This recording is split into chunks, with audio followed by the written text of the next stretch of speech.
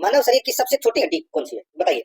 मानव शरीर की सबसे छोटी हड्डी है वो कौन सी है? तो दोस्तों इसका जो राइट आंसर हो जाएगा, ये तो सभी को पता होगा दोस्तों, मानव शरीर की जो सबसे छोटी हड्डी है वो है दोस्तों स्टेपीज। कौन सी है? स्टेपीज। यहाँ पर एक नंबर का ऑप्शन इसका बिल्कुल सही उत्तर हो जाएगा। और ये जो हड्डी है ये दोस्तों मानव के कान में उपस्थित होती है, ठीक है, ये आपको इसमें याद रखना है। और यहाँ पर जो फीमर दे रखा है ये दोस्तों सबसे लंबी हड्डी है, ठीक है, मानव शरीर की सबसे लंबी हड्डी है वो कौन सी है? तो वो फीमर है, ठीक है, और ये मानव की जांघ में पाई जाती है। तो यहाँ पर इसमें सबसे छोटी हड्डी के बारे में पूछा गया है, एक नंबर ऑप्शन इसका बिल्कुल सही उत्तर हो जाएगा। सेकंड नंबर का प्रश्न इसमें देखिए, लोहा तत्व का सबसे अच्छा स्रोत माना जाता है, लोहा तत्व का सबसे अच्छा स्रोत माना जाता है, तो दोस्तों क्या माना जाता है? तो दोस्तों वो हरी सब्जियां माना जाता है दोस्तों। राइट आंसर हो जाएगा यहाँ पे तीन नंबर का ऑप्शन बिल्कुल सही उत्तर इसमें हो जाएगा। नेक्स्ट तीन नंबर का प्रश्न है, इसमें देखिए, निम्न में से कौन सा या कौन से लिंग संलग्न रोग है, बताइए कौन से लिंग संलग्न रोग है, बताइए। चार ऑप्शन आपके सामने दे रखे हैं, उर्दू भाषा में दोस्तों अपने को उत्तर देना है। दोस्तों इसमें आप देख सकते हैं, देखिए एक तो वर्णांधता और हीमोफीलिया, हिस्टीरिया, जापानी इंसेफेलाइटिस। तो दोस्तों यहाँ पर देखिए जो वर्णांधता और हीमोफीलिया है ये दोस्तों संलग्न रोग है, ठीक है। तो यहाँ पर अपना इसमें राइट आंसर क्या हो जाएगा, यानी कि जन्मजात रोग है। तो यहाँ पर इसमें एक और दो ये सही है इसके अंदर। कूट भाषा के अंदर अगर अपन देखें तो दोस्तों यहाँ पर दो नंबर का जो ऑप्शन है वो इसका बिल्कुल सही उत्तर हो जाएगा, एक और दो इसमें क्या है, सही है। चार नंबर का प्रश्न है, इसमें देखिए, किसी द्रव का ठोस से सीधे गैस में परिवर्तन कहलाता है, तो वो क्या कहलाता है? वो कहलाता है दोस्तों, बताइए, किसी द्रव का ठोस से सीधे गैस में परिवर्तन है वो कहलाता है, तो वो कहलाता है दोस्तों उदर्वपातन। क्या कहलाता है? उदर्वपातन कहलाता है। तो यहाँ पर इसमें चार नंबर का ऑप्शन बिल्कुल सही उत्तर हो जाएगा। और द्रव से गैस में परिवर्तन वाष्पीकरण कहलाता है, ठीक है, ये आपको इसमें याद रखना है। और गैस से द्रव में परिवर्तन है वो संघनन कहलाता है, लेकिन द्रव का ठोस से सीधे गैस में परिवर्तन होता है वो उदर्वपातन कहलाता है। तो यहाँ पर इसमें चार नंबर ऑप्शन बिल्कुल सही उत्तर हो जाएगा।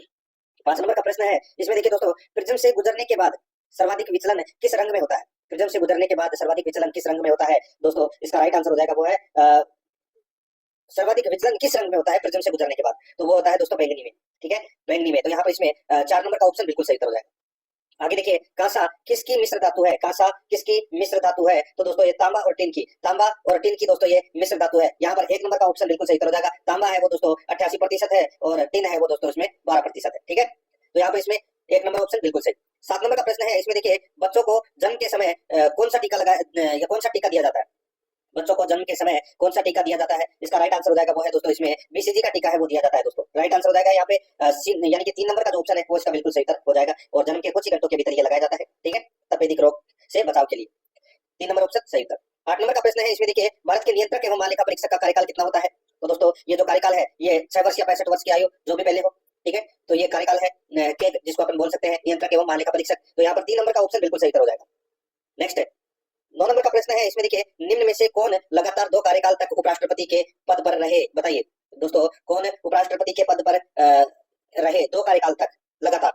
तो इसका सही उत्तर हो जाएगा वो है दोस्तों doctor S Radhakrishnan. Doctor S Radhakrishnan ये दोस्तों लगातार 2 कार्यकाल तक उपराष्ट्रपति रहे, ठीक है। इनके अलावा अगर मैं बात करूं तो दोस्तों एक व्यक्ति और है हामिद अंसारी, ठीक है, ये भी दोस्तों लगातार 2 कार्यकाल तक उपराष्ट्रपति रहे। इनके अलावा की बात कर रहा हूं मैं ऑप्शन में जो कि दे नहीं रखा, हामिद अंसारी, ठीक है। तो ये आपको याद रखना है, 2 ऐसे उपराष्ट्रपति हैं जो लगातार उपराष्ट्रपति रहे 2 कार्यकाल में, डॉक्टर राधाकृष्णन और हामिद अंसारी।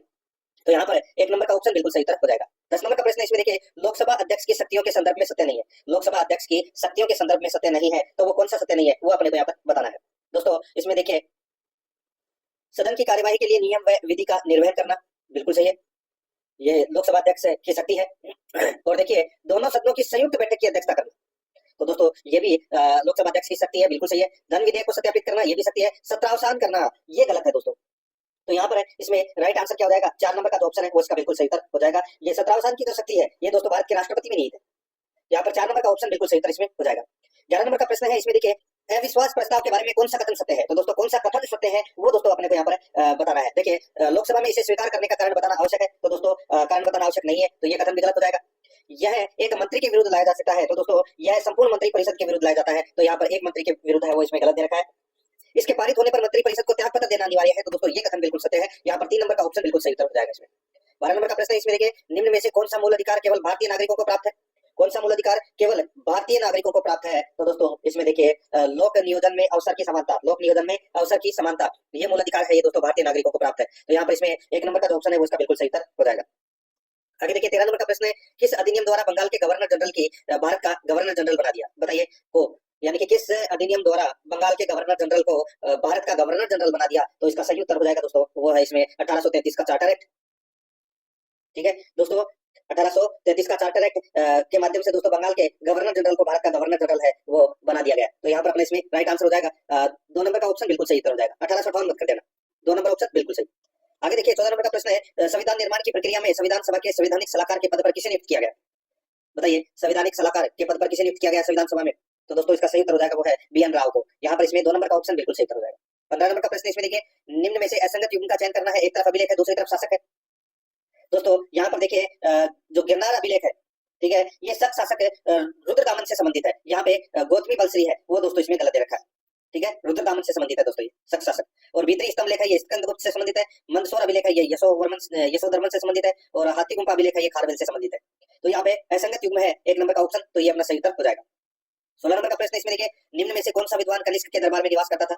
बताइए कौन सा विद्वान कनिष्क के दरबार में निवास करता था? तो इसका सही उत्तर हो जाएगा वो है दोस्तों इसमें देखिए, कनिष्क के दरबार में अश्वघोष, वसुमित्र और नागार्जुन जैसे विद्वान थे। और चरक जैसे चिकित्सक भी निवास करते थे। तो यहाँ पर नागार्जुन है वो इसका राइट आंसर हो जाएगा। 4 नंबर ऑप्शन बिल्कुल सही उत्तर हो जाएगा। नेक्स्ट आगे देखिए, यहाँ पे 17 नंबर का प्रश्न है, निम्न में से किस ग्रंथ से भारत पर अरब आक्रमण की जानकारी मिलती है? अरब आक्रमण की जानकारी है वो दोस्तों मिलती है, इसका सही उत्तर हो जाएगा वो है दोस्तों चचनामा ग्रंथ है ये, ठीक है, ये फारसी ग्रंथ है चचनामा। इससे अपने को जानकारी मिलती है भारत पर अरब आक्रमण की। तो यहाँ पर इसमें 2 नंबर का जो ऑप्शन है वो इसका बिल्कुल सही उत्तर हो जाएगा। आगे देखिए 18 नंबर प्रश्न है, भूमि की पैमाइश करवाने वाला दिल्ली का प्रथम शासक कौन था? भूमि की पैमाइश करवाने वाला दिल्ली का प्रथम शासक है वो कौन था? वो था दोस्तों अलाउद्दीन खिलजी। यहाँ पर 3 नंबर का ऑप्शन बिल्कुल सही उत्तर हो जाएगा, अलाउद्दीन खिलजी। 19 नंबर का प्रश्न है, इसमें देखिए, भारत में हिंदी में प्रकाशित होने वाला पहला समाचार पत्र कौन सा था? भारत में हिंदी में प्रकाशित होने वाला पहला समाचार पत्र है वो कौन सा था? वो था दोस्तों कौन सा? वो है उदंत मार्तंड, उदंत मार्तंड, ठीक है, मार्तंड। ये जो हिंदी में प्रकाशित होने वाला पहला समाचार पत्र था ये, ठीक है, और ये जुगल किशोर द्वारा ये प्रकाशित किया जाता था। तो यहाँ पर इसमें राइट आंसर 4 नंबर ऑप्शन हो जाएगा, ये उदंत मार्तंड है, ये कलकत्ता से प्रकाशित होता था दोस्तों।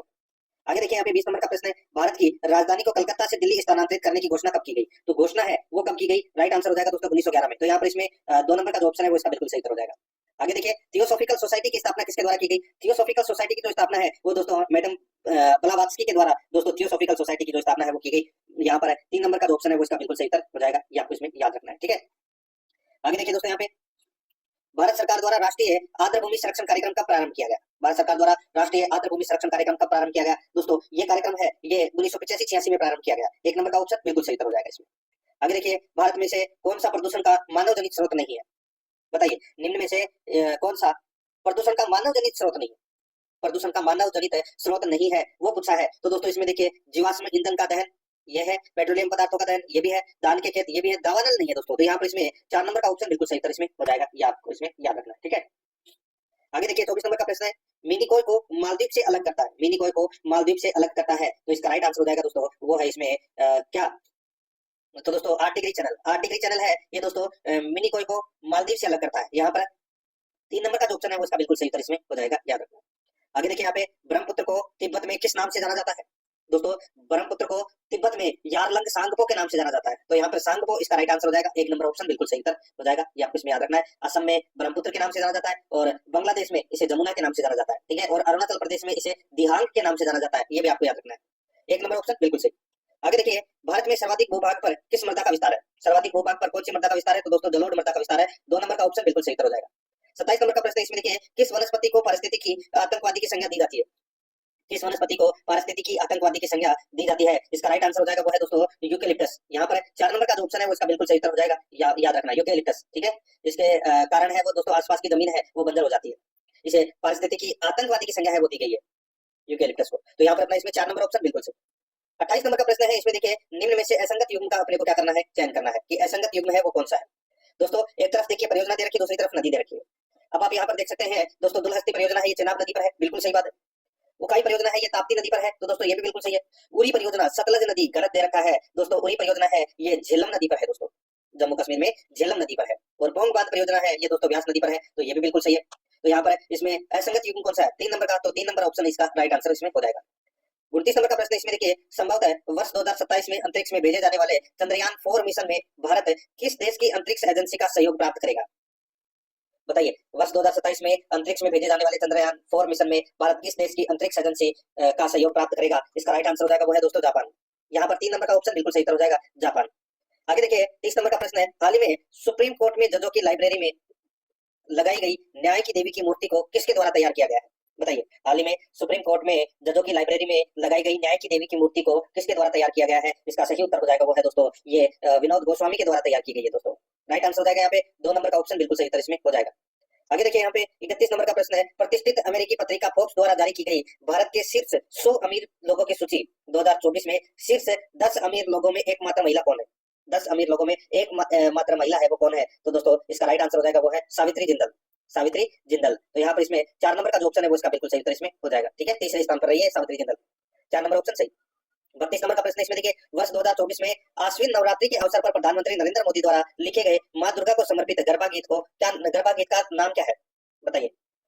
तो दोस्तों उस गरबा गीत का नाम है वो है आवती कलाएं। तो यहाँ पर इसमें 1 नंबर का ऑप्शन बिल्कुल सही उत्तर हो जाएगा, आवती कलाएं। नेक्स्ट आगे देखिए यहाँ पे 33 नंबर का प्रश्न है, यूनेस्को ने भारत के किस शहर को आधिकारिक तौर पर भारत के पहले साहित्यिक शहर का दर्जा दिया है? यूनेस्को ने भारत के किस शहर को आधिकारिक तौर पर भारत के पहले साहित्यिक शहर का दर्जा दिया है? इसका सही उत्तर हो जाएगा वो है दोस्तों कोझिकोड को। ठीक है, कोझिकोड को। तो यहाँ पर इसमें सही उत्तर क्या हो जाएगा वो है 3 नंबर का जो ऑप्शन है वो इसका बिल्कुल सही उत्तर इसमें हो जाएगा। ये आपको इसमें याद रखना है दोस्तों, बहुत ही अच्छा प्रश्न है ये। ठीक है, आगे देखिए दोस्तों यहाँ पे 34 नंबर का प्रश्न है, मेरी पॉलिसी मेरे हाथ अभियान का संबंध निम्न में से किस योजना से है? मेरी पॉलिसी मेरे हाथ अभियान का संबंध निम्न में से किस योजना से है? इसका राइट आंसर हो जाएगा वो है प्रधानमंत्री फसल बीमा योजना से। यहाँ पर 4 नंबर का जो ऑप्शन है वो इसका बिल्कुल सही उत्तर इसमें हो जाएगा। आगे देखिए 35 नंबर का प्रश्न है, रीति के संदर्भ में निम्नलिखित कथनों पर विचार कीजिए। रीति के संदर्भ में निम्नलिखित कथनों पर दोस्तों अपने को विचार करना है और अपने को बताना है कि दोस्तों कौन सा कथन है वो इसमें सही है, कौन सा कथन है वो दोस्तों इसमें सही है। अब दोस्तों इसमें आप देख सकते हैं, देखिए इसका पूरा नाम Rajasthan institute for transformation and innovation है, बिल्कुल सही बात है। इसके अध्यक्ष मुख्यमंत्री होते हैं दोस्तों, बिल्कुल सही है। इसके मुख्य कार्यकारी अधिकारी राज्य के मुख्य सचिव होते हैं, तो ये गलत हो जाएगा दोस्तों। यहाँ पर मैं आपको बताऊं, जो ये रीति है, ठीक है, इसके अध्यक्ष राजस्थान के मुख्यमंत्री होते हैं, लेकिन इसके मुख्य कार्यकारी अधिकारी है वो राज्य के मुख्य सचिव नहीं, आयोजना विभाग के प्रशासनिक सचिव होते हैं। तो ये अपना तीसरा नंबर का कथन है वो गलत हो जाएगा। बाकी 1 और 2 इसमें क्या है? सत्य है। उपयुक्त में से कौन सा कथन सत्य है? तो इसमें दोस्तों 1 और 2 कथन है वो क्या है? सत्य है। तो यहाँ पर इसमें 3 नंबर का जो ऑप्शन है वो इसका बिल्कुल सही उत्तर इसमें हो जाएगा। आगे देखिए 36 नंबर का प्रश्न है, देश का पहला 5 वाइल्ड लाइफ सफारी वाला शहर है। देश का पहला 5 वाइल्ड लाइफ सफारी वाला शहर है, तो वो कौन सा है? तो वो है दोस्तों जयपुर। यहाँ पर 2 नंबर का जो ऑप्शन है वो इसका बिल्कुल सही उत्तर हो जाएगा, जयपुर इसका बिल्कुल सही उत्तर इसमें है। आगे देखिए 37 नंबर का प्रश्न है, राजस्थान के सूचना प्रौद्योगिकी विभाग और आई स्टार्ट के सहयोग से शुरू की गई डिजिटल राजस्थान यात्रा राज्य के किन जिलों से होकर गुजरी? बताइए। राजस्थान के सूचना प्रौद्योगिकी विभाग और आई स्टार्ट के सहयोग से शुरू की गई डिजिटल राजस्थान यात्रा राज्य के किन जिलों से होकर गुजरी? तो यहाँ पर इसका सही उत्तर हो जाएगा वो है जयपुर, जोधपुर, अजमेर, कोटा, उदयपुर और कोटा से होकर गुजरी दोस्तों। ये यहाँ पर अपना इसमें 1 नंबर का ऑप्शन बिल्कुल सही उत्तर हो जाएगा। 38 नंबर का प्रश्न है, इसमें देखिए राजस्थान में बनफुल जनजाति डिजाइन स्टूडियो कहाँ स्थापित किया गया है? राजस्थान में बनफुल जनजाति डिजाइन स्टूडियो है वो कहाँ स्थापित किया गया है? तो दोस्तों ये स्टूडियो है ये उदयपुर में दोस्तों ये स्थापित किया गया है। तो यहाँ पर इसमें राइट आंसर 4 नंबर का ऑप्शन बिल्कुल सही उत्तर इसमें हो जाएगा। ये आपको इसमें याद रखना है दोस्तों। माणिक्यलाल वर्मा अधिक जनजाति शोध एवं प्रशिक्षण संस्थान, ठीक है, में स्थापित किया गया है ये बनफुल जनजाति डिजाइन स्टूडियो उदयपुर में। तो यहाँ पर 4 नंबर ऑप्शन बिल्कुल सही। 39 नंबर का प्रश्न इसमें देखिए, उन 2 राजपूत शासकों को पहचानिए जिन्होंने मालदेव के विरुद्ध शेरशाह से गठजोड़ किया था। बताइए। उन 2 राजपूत शासकों को पहचानिए जिन्होंने मालदेव के विरुद्ध शेरशाह से गठजोड़ किया। तो दोस्तों उनके नाम है, एक तो बीरमदेव मेड़तिया और एक राव कल्याणमल। तो यहाँ पर अपने इसमें राइट आंसर क्या हो जाएगा वो है 3 नंबर का जो ऑप्शन है वो इसका बिल्कुल सही उत्तर इसमें हो जाएगा। ठीक है, आगे देखिए दोस्तों, यहाँ पे मारवाड़ से निष्कासन के बाद दुर्गादास को मेवाड़ राज्य में क्या पद दिया गया? तो क्या पद दिया गया दोस्तों? राइट आंसर क्या हो जाएगा वो है रामपुराम के हाकिम का पद दिया गया दोस्तों। मारवाड़ से निष्कासन के बाद दुर्गादास को मेवाड़ राज्य में क्या पद दिया गया? हाकिम का पद है वो दिया गया दोस्तों। राइट आंसर इसमें 2 नंबर ऑप्शन बिल्कुल सही उत्तर हो जाएगा। आगे देखिए 41 नंबर का प्रश्न है, किस इतिहासकार ने हल्दी घाटी के युद्ध को गोगुंदा के युद्ध के नाम से पुकारा है? किस इतिहासकार ने हल्दी घाटी के युद्ध को गोगुंदा के युद्ध के नाम से पुकारा है? तो इसका सही उत्तर हो जाएगा दोस्तों वो है इसमें कौन सा? तो वो है हल्दी घाटी के युद्ध को गोगुंदा का युद्ध, हल्दी घाटी के युद्ध को गोगुंदा का युद्ध है वो दोस्तों बदायूनी ने कहा, यानी कि अब्दुल कादिर बदायूनी ने हल्दी घाटी के युद्ध को गोगुंदा का युद्ध कहा। यहाँ पर इसमें 1 नंबर का ऑप्शन बिल्कुल सही उत्तर हो जाएगा। कर्नल जेम्स ने मेवाड़ की थर्मोपल्ली कहा और अबुल फजल ने खमनोर का युद्ध कहा। किसको? हल्दी घाटी के युद्ध को। तो यहाँ पर इसमें 1 नंबर ऑप्शन सही। 42 नंबर का प्रश्न इसमें देखिए, राजस्थान के राज्यपाल में निम्न में से कौन सी शक्ति निहित नहीं है? राजस्थान के राज्यपाल में निम्न में से कौन सी शक्ति निहित नहीं है? तो दोस्तों कौन सी शक्ति निहित नहीं है? तो वो है विधानसभा को स्थगित करने की शक्ति निहित नहीं है। यहाँ पर 2 नंबर का जो ऑप्शन है वो इसका बिल्कुल सही उत्तर इसमें हो जाएगा। 43 नंबर का प्रश्न इसमें देखिए, राजस्थान विधानसभा की वित्तीय समितियों के बारे में निम्नलिखित पर विचार कीजिए। राजस्थान विधानसभा की वित्तीय समितियों के बारे में निम्नलिखित पर विचार करना है और अपने को बताना है दोस्तों इसमें कौन सा कथन है वो इसमें सही है। ठीक है दोस्तों, इसमें देखिए 3 वित्तीय समितियां हैं, तो दोस्तों ये गलत हो जाएगा दोस्तों। 4 है वित्तीय समितियां, ठीक है, 3 नहीं है। कौन कौन सी? जैसे कि नंबर 1 लोक लेखा समिति, दूसरी है सार्वजनिक उपक्रम समिति, तीसरी है प्राक्कलन समिति क और चौथी है प्राक्कलन समिति ख। ठीक है, तो पहला कथन इसमें गलत हो जाएगा। प्रत्येक समिति में 15 सदस्य होते हैं, बिल्कुल सही है। समितियों के सभापति विधानसभा के अध्यक्ष द्वारा नियुक्त किए जाते हैं, बिल्कुल सही बात है। और चौथा देखिए, इसमें समितियां अपना प्रतिवेदन विधानसभा को प्रस्तुत करती है, तो दोस्तों ये भी इसमें सही है। ठीक है। तो यहाँ पर बी सी डी कथन है वो इसमें सही है, और ए कथन है वो दोस्तों इसमें गलत है। अपने को कूट का प्रयोग कर सही उत्तर का चयन करना था, तो यहाँ पर बी सी डी इसका सही उत्तर हो जाएगा, यानी कि 3 नंबर का ऑप्शन बिल्कुल सही। 44 नंबर का प्रश्न इसमें देखिए, निम्नांकित में से कौन राजस्थान के पहले ऐसे मुख्यमंत्री रहे हैं जो मुख्यमंत्री पद की शपथ लेते समय विधानसभा के सदस्य नहीं थे? तो दोस्तों उनका नाम है भैरव सिंह शेखावत। यहाँ पर इसमें 1 नंबर का ऑप्शन बिल्कुल सही उत्तर हो जाएगा, ठीक है। बाद में दोस्तों ये छबड़ा विधानसभा क्षेत्र से उपचुनाव जीतकर विधानसभा के सदस्य बने थे, ठीक है। तो यहाँ पर इसमें 1 नंबर ऑप्शन सही उत्तर। 45 नंबर का प्रश्न है, राजस्थान उच्च न्यायालय की स्थापना किस वर्ष हुई? राजस्थान उच्च न्यायालय की जो स्थापना है वो किस वर्ष हुई? तो दोस्तों ये 1949 में हुई थी। तो यहाँ पर इसमें 3 नंबर का जो ऑप्शन है वो इसका बिल्कुल सही उत्तर हो जाएगा। आगे देखिए, राज्य निर्वाचन आयोग राजस्थान से संबंधित निम्नांकित कथनों पर विचार कीजिए। तो दोस्तों निम्नांकित कथनों पर अपने को क्या करना है, विचार करना है। 2 कथन दे रखे हैं, अपने को बताना है कि कौन सा कथन है वो इसमें सही है, कूट माध्यम से उत्तर बताना है। दोस्तों देखिए, राज्य निर्वाचन आयोग राजस्थान का गठन है दिसंबर 1994 में हुआ, तो ये कथन है वो दोस्तों गलत हो जाएगा। देखिए 1994 में तो इसमें सही दे रखा है, लेकिन दिसंबर इसमें गलत दे रखा है। 1 जुलाई 1994 को दोस्तों राज्य निर्वाचन आयोग राजस्थान का गठन हुआ था, तो यहाँ पर दिसंबर दे रखा है, इसलिए पहला कथन गलत हो जाएगा। इसका एक सचिव होता है जो राज्य का मुख्य निर्वाचन अधिकारी भी होता है, तो दोस्तों ये बिल्कुल सही है। यहाँ पर दूसरा नंबर का कथन है वो इसमें सही है, पहला कथन इसमें गलत है। देखिए कूट भाषा में अपने को उत्तर देना है, तो इसमें केवल 2 सही है, यहाँ पर 2 नंबर का ऑप्शन बिल्कुल सही उत्तर हो जाएगा। आगे देखिए 47 नंबर का प्रश्न है, पंचायती राज संस्थाओं के लिए दलीय निर्वाचन की अनुशंसा किसने की थी? पंचायती राज संस्थाओं के लिए दलीय निर्वाचन की अनुशंसा है वो किसने की थी? इसका राइट आंसर हो जाएगा वो है दोस्तों अशोक मेहता समिति ने। यहाँ पर 2 नंबर का ऑप्शन बिल्कुल सही उत्तर हो जाएगा। आगे देखिए, निम्न में से कौन सा कथन पंचायती राज संस्थाओं के बारे में सत्य नहीं है? कौन सा कथन पंचायती राज संस्थाओं के बारे में सत्य नहीं है वो दोस्तों अपने को यहाँ पर बताना है। दोस्तों देखिए, इसमें सर्वप्रथम राजस्थान में पंचायती राज व्यवस्था की शुरुआत हुई, बिल्कुल सही बात है। 73वां संविधान संशोधन 1992 में लागू हुआ, बिल्कुल सही है। 11वीं अनुसूची में कुल 29 विषय है, बिल्कुल सही है। ग्राम पंचायत में चुनाव लड़ने के लिए न्यूनतम उम्र 18 वर्ष है, ये गलत हो जाएगा दोस्तों। न्यूनतम उम्र है वो चुनाव लड़ने की वो है 21 वर्ष। तो यहाँ पर 4 नंबर का ऑप्शन इसका राइट आंसर हो जाएगा, क्योंकि ये कथन है वो सत्य नहीं है। 49 नंबर का प्रश्न है, इसमें देखिए, राज्य सूचना आयोग अपनी वार्षिक रिपोर्ट है किसको प्रस्तुत करता है? तो किसको प्रस्तुत करता है? तो दोस्तों वार्षिक रिपोर्ट है ये राज्यपाल को प्रस्तुत करता है। 3 नंबर का जो ऑप्शन है वो इसका बिल्कुल सही उत्तर हो जाएगा, राज्यपाल को प्रस्तुत करता है दोस्तों। 50 नंबर का प्रश्न इसमें देखिए, आरटीआई पोर्टल 2.0 किस आयोग द्वारा लॉन्च किया गया है? आरटीआई पोर्टल 2.0 किस आयोग द्वारा लॉन्च किया गया है? इसका सही उत्तर हो जाएगा वो है दोस्तों राजस्थान राज्य सूचना आयोग। तो यहाँ पर 4 नंबर का जो ऑप्शन है वो इसका बिल्कुल सही उत्तर इसमें हो जाएगा। 51 नंबर का प्रश्न इसमें देखिए, राजस्थान विधानसभा में अध्यक्ष की अनुपस्थिति में अविलंबनीय मामलों में निम्नांकित में से कौन अध्यक्ष की ओर से विधेयक को प्रमाणित कर सकता है? राजस्थान विधानसभा में अध्यक्ष की अनुपस्थिति में अविलंबनीय मामलों में निम्नांकित में से कौन अध्यक्ष की ओर से विधेयक को प्रमाणित कर सकता है? तो दोस्तों वो है विधानसभा का सचिव। यहाँ पर 3 नंबर का ऑप्शन है वो इसका बिल्कुल सही उत्तर इसमें हो जाएगा। आगे देखिए 52 नंबर का प्रश्न है, राजस्थान में उत्पादन क्षमता के आधार पर भूमि के प्रकार हकत बहत का अर्थ क्या है? हकत बहत का अर्थ क्या है? तो दोस्तों इसका अर्थ है सिंचाई एवं कृषि के लिए उपयुक्त भूमि। यहाँ पर 1 नंबर का जो ऑप्शन है वो इसका बिल्कुल सही उत्तर हो जाएगा। 53 नंबर प्रश्न इसमें देखिए, भोजी लंबरदार किस किसान आंदोलन से संबंधित है? भोजी लंबरदार किस किसान आंदोलन से संबंधित है? इसका जो सही उत्तर हो जाएगा वो है दोस्तों भरतपुर से। यहाँ पर 2 नंबर का जो ऑप्शन है वो इसका बिल्कुल सही उत्तर हो जाएगा भरतपुर से। आगे देखिए 14 नंबर का प्रश्न है, राजस्थान महिला परिषद की स्थापना उदयपुर में 1947 में किसके द्वारा हुई थी? राजस्थान महिला परिषद की स्थापना उदयपुर में 1947 में किसके द्वारा हुई थी? इसका राइट आंसर हो जाएगा वो है शांता त्रिवेदी के द्वारा। यहाँ पर 4 नंबर का ऑप्शन बिल्कुल सही उत्तर हो जाएगा, शांता त्रिवेदी के द्वारा। आगे देखिए, कौन सा युग में हस्तशिल्प स्थान सही सुमेलित नहीं है? कौन सा युग में हस्तशिल्प स्थान सही सुमेलित नहीं है? तो दोस्तों वो है इसमें देखिए बंदेज यानी कि टाई एंड डाई, ये जयपुर, ये बिल्कुल सही है दोस्तों। मसूरिया साड़ी है ये कैथोन की प्रसिद्ध है, बिल्कुल सही है। लकड़ी के खिलौने हैं वो बस्सी की प्रसिद्ध है, बिल्कुल सही है। तारकसी का काम उदयपुर, ये गलत हो जाएगा दोस्तों। तारकसी का जो कार्य है वो दोस्तों नाथ द्वारा राजसमंद का प्रसिद्ध है, तो यहाँ पर इसमें उदयपुर की जगह अगर राजसमंद होता तो ये सही होता। यहाँ पर 4 नंबर का ऑप्शन बिल्कुल सही उत्तर हो जाएगा मित्रों। आगे देखिए, गेहूं के बीगण का प्रयोग दाबू के लिए कहाँ होता है? गेहूं के बीगण का प्रयोग दाबू के लिए कहाँ होता है? इसका सही उत्तर हो जाएगा वो है बगरू में, ठीक है। यहाँ पर अपने इसमें 1 नंबर का ऑप्शन बिल्कुल सही उत्तर हो जाएगा, बगरू में दाबू परेड के लिए होता है। आगे देखिए, वत्स बारस का त्योहार मनाया जाता है, तो कब मनाया जाता है दोस्तों? ये भाद्रपद कृष्ण द्वादशी को मनाया जाता है दोस्तों, यानी कि भाद्रपद महीने के कृष्ण पक्ष की द्वादशी को ये वत्स बारस का त्योहार है वो मनाया जाता है। 3 नंबर का ऑप्शन बिल्कुल सही। आगे देखिए, निम्नलिखित में से कौन सा त्योहार एक कैलेंडर वर्ष में सबसे बाद में आता है विक्रम संवत के अनुसार? बताइए कौन सा त्योहार एक कैलेंडर वर्ष विक्रम संवत के अनुसार में सबसे बाद आता है? तो वो आता है दोस्तों होली। तो यहाँ पर इसमें राइट आंसर हो जाएगा होली। तो होली के बाद में दोस्तों गणगौर है वो चित्र कृष्ण प्रतिपदा से शुरू हो जाती है, तो यहाँ पर अपना इसमें राइट आंसर 1 नंबर ऑप्शन बिल्कुल सही हो जाएगा, ठीक है। होली के बाद में गणगौर आती है। आगे देखिए दोस्तों, यहाँ पे 59 नंबर प्रश्न, निम्न में से किसने जयपुर में नाथों का प्रभाव समाप्त कर रामानंदी भक्ति परंपरा स्थापित की? बताइए किसने जयपुर में नाथों का प्रभाव समाप्त कर रामानंदी भक्ति परंपरा स्थापित की? तो यहाँ पर इसका राइट आंसर हो जाएगा वो है दोस्तों इसमें पयहारी स्वामी। 1 नंबर का जो ऑप्शन है वो इसका बिल्कुल सही उत्तर हो जाएगा, पयहारी स्वामी। 60 नंबर का प्रश्न इसमें देखिए, निम्नलिखित में से कौन सा संप्रदाय प्रमुख मंदिर या पीठ असंगत युग में है? वो अपने को यहाँ पर बताना है दोस्तों। यहाँ पर आप देख सकते हैं अलखिया संप्रदाय की जो प्रधान पीठ है या प्रमुख मंदिर है वो दोस्तों यहाँ पर बिलाड़ा जोधपुर दे रखा है, गलत दे रखा है, ठीक है दोस्तों। अलखिया संप्रदाय के प्रवर्तक है वो लालगिरी जी है, और इनकी जो मुख्य पीठ है वो बीकानेर में है।